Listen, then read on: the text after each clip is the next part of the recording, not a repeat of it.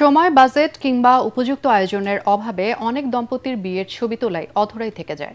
সেই অপূর্ণ স্বপ্নকে বাস্তবায়ন রূপ দিতে বার্জার লাক্সারি সিল্ক নিয়েছে ব্যতিক্রমধর্মী এক উদ্যোগ, মালদ্বীপ ওয়েডিং ড্রিমস।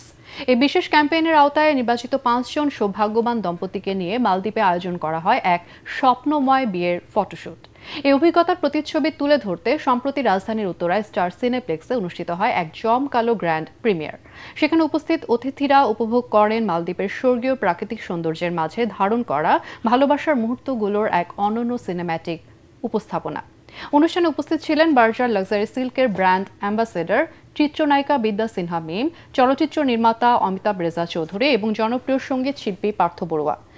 প্রিমিয়ার শেষে বার্জার পেইন্টস বাংলাদেশ লিমিটেডের ব্যবস্থাপনা পরিচালক রূপালী চৌধুরী বলেন, এটি কেবল রঙের গল্প নয়, এতে স্বপ্নকে বাস্তবে রূপ দেওয়ার আন্তরিক প্রচেষ্টা।